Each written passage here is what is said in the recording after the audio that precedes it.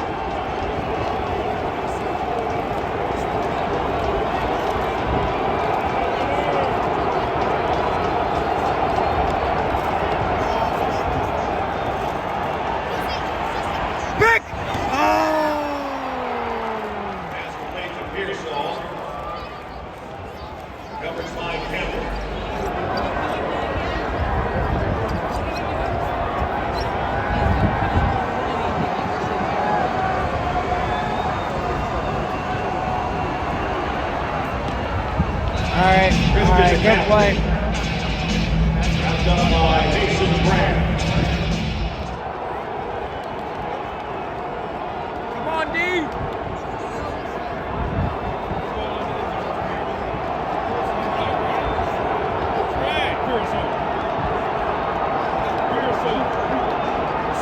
They're not going to do it.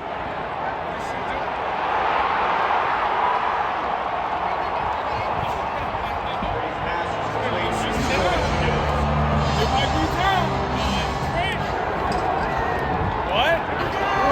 Oh, he's in. Nah.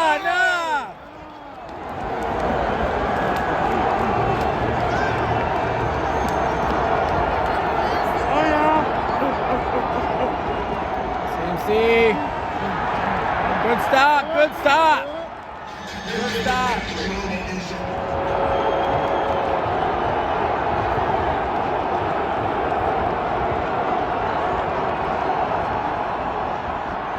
Oh, wow. Let's go, baby. 13.3 carries for the San Francisco touchdown.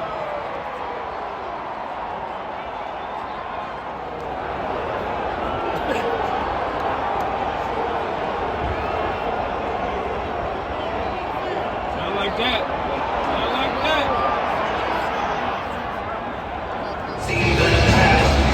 Is complete.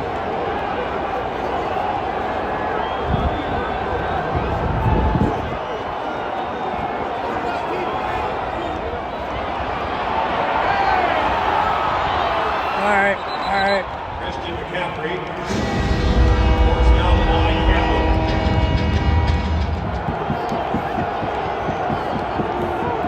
Come on, dogs.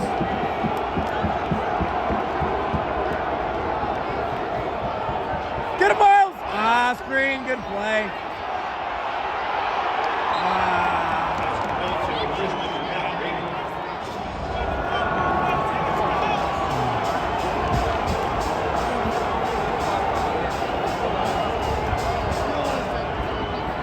Yeah! Good job, Mason. Christian McCaffrey.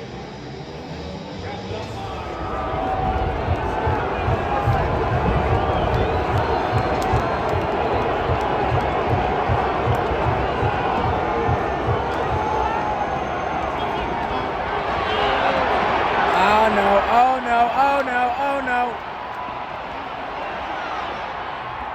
All right. Pretty fast and incomplete.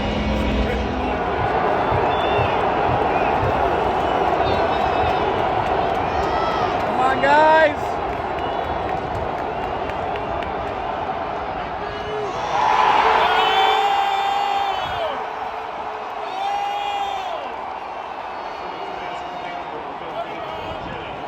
San Francisco touchdown.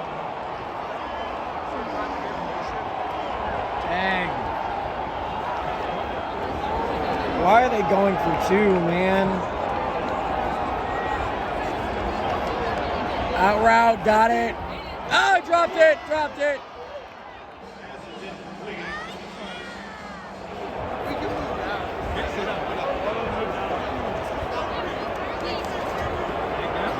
All right, Gabriel in quarterback. Come on. Just run the ball. Oh my God. Oh no, this is bad.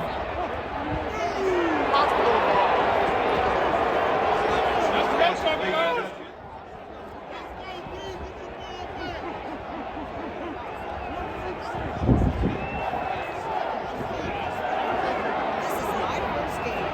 All right, good bat.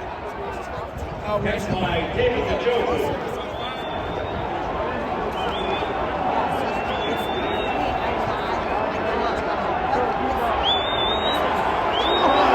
Get out of there. Oh! That's PI! That's early! That's so early! They just returning the favor from the 1 yard line. Oh, whatever! Let's go. Whatever! How you know we gonna let them do that? 4th and long, come on, boys!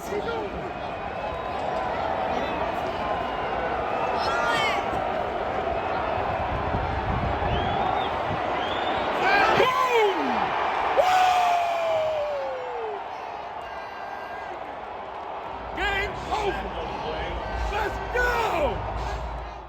All right, guys, so I just got back from the Browns game against the 49ers. Did leave a little bit early, but the game was well in hand for San Francisco. And, in case anyone is noticing, yes, my voice is gone. I did explain this in the intro part, but I'll explain it again if you guys did miss that.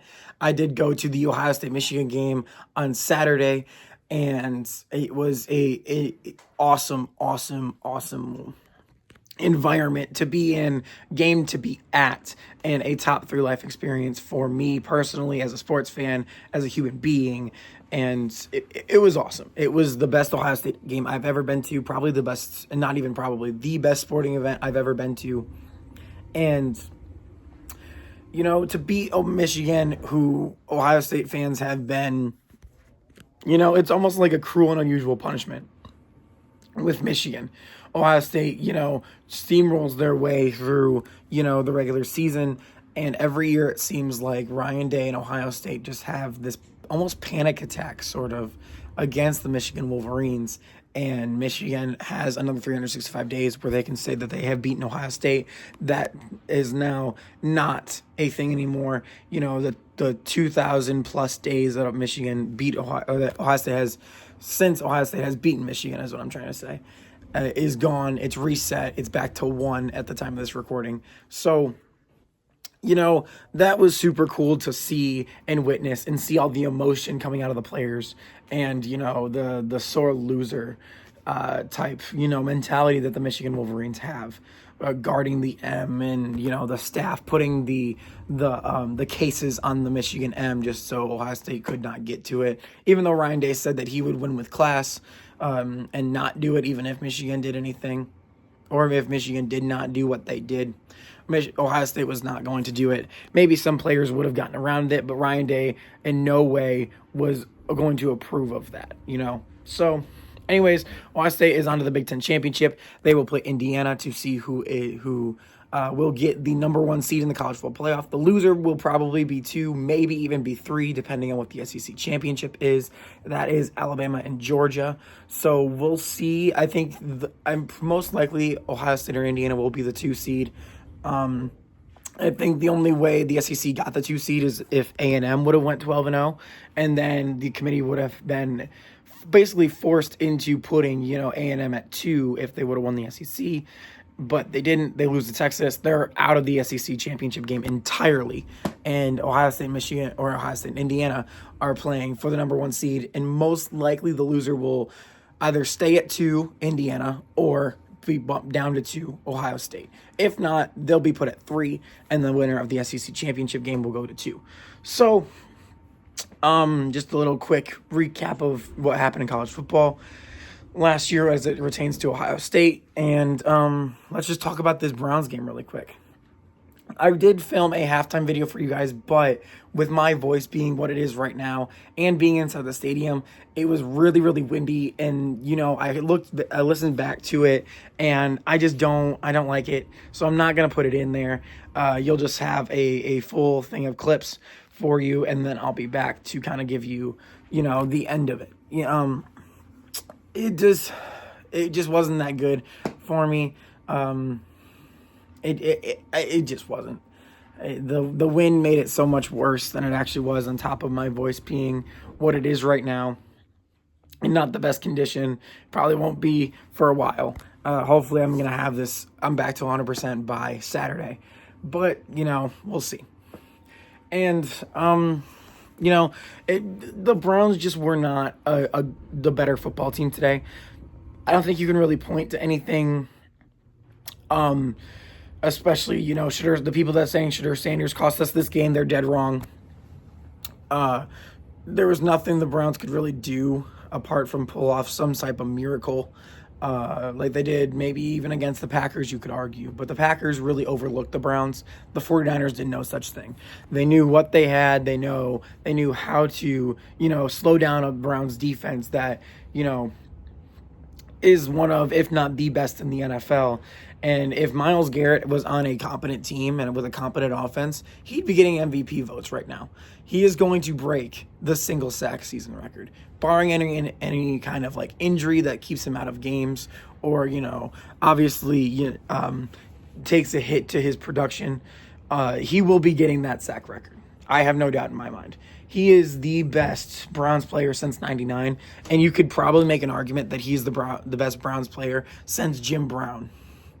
And I know that's not really a high bar to clear, but he might clear it, and it might not really be close. So, and it's really cool to see because Myles Garrett's career is not in his late 30s or early 40s. He is in his, I think, mid to late 20s. So if he not, I think he might just have turned, or he's turning 30 in a few years or something like that. So he's getting started. He is in his prime right now, and he's not going to go anywhere for a long time. So it's just really cool to see a Myles Garrett like that. And it sucks that we're wasting this year on Myles Garrett. And his, in wrestling, they say every wrestler has a bump card. Every football player has, a certain amount of games that their body is only, and a certain amount of snaps that their body is willing to take before it just breaks down and you got to retire.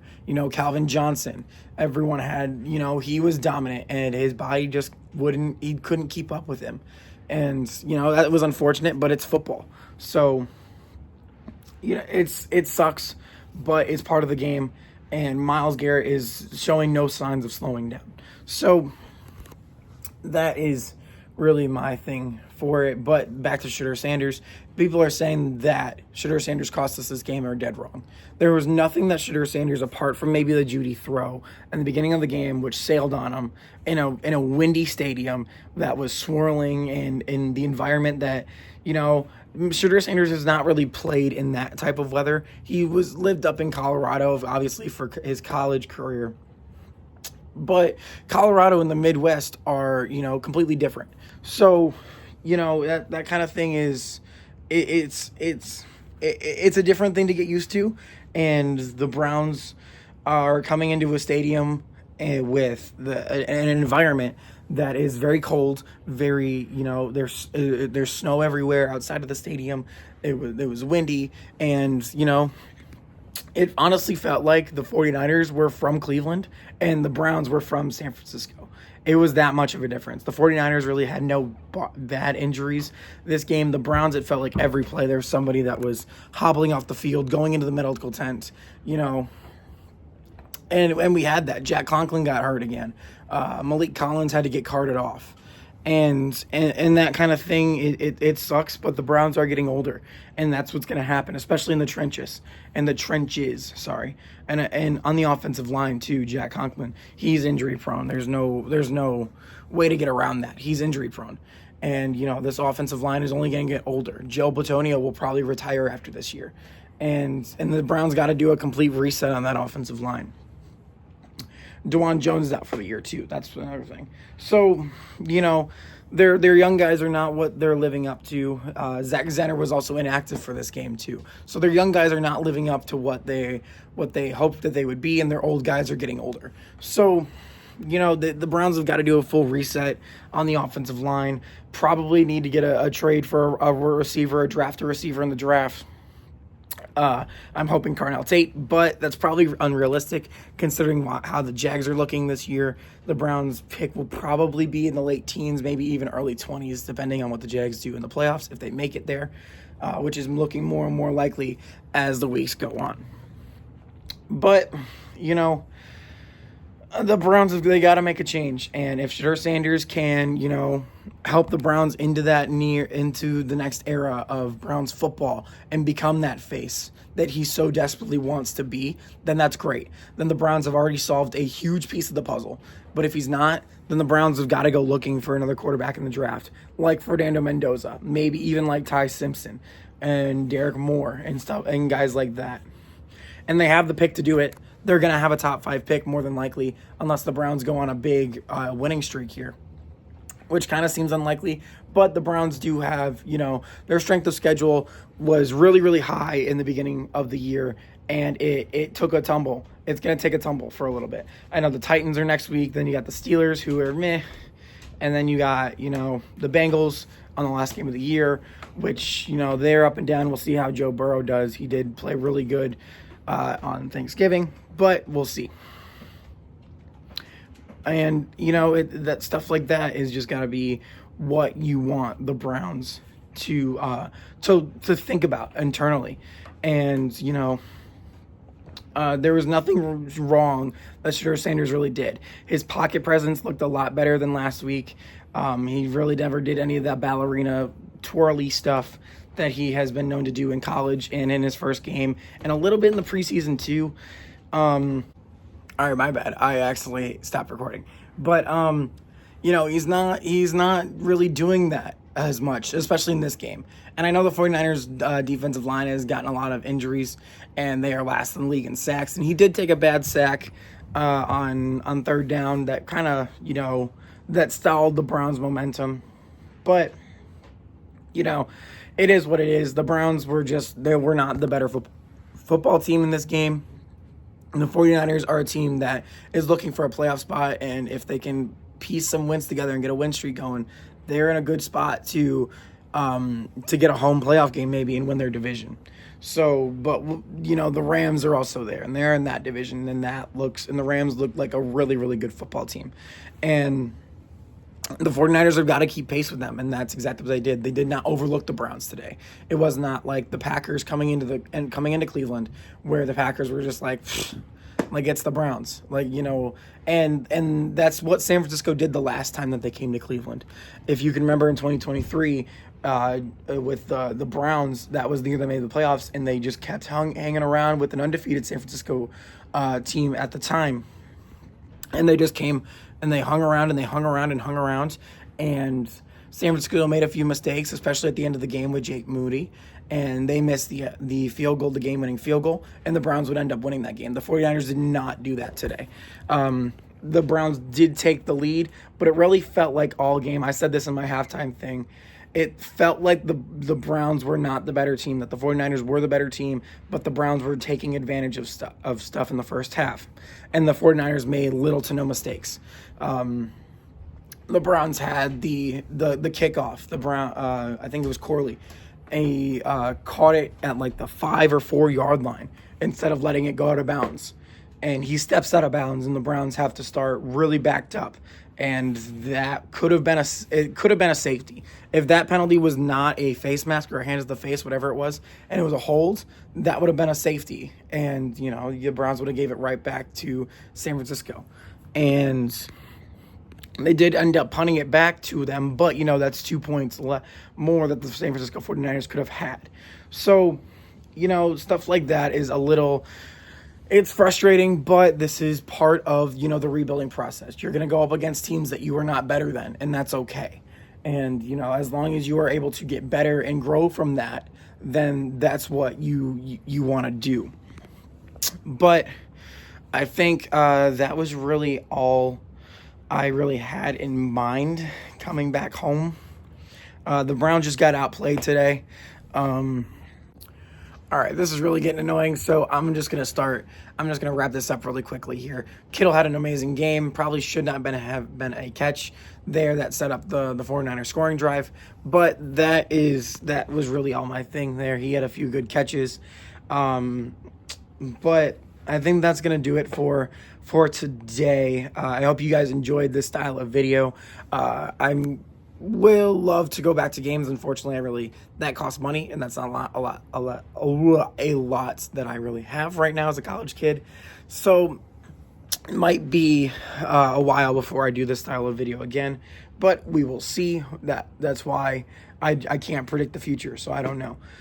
But I will be back doing kind of my normal thing here, doing halftime and post-game stuff. I will pick up again with that in the Big Ten Championship, Ohio State, Indiana.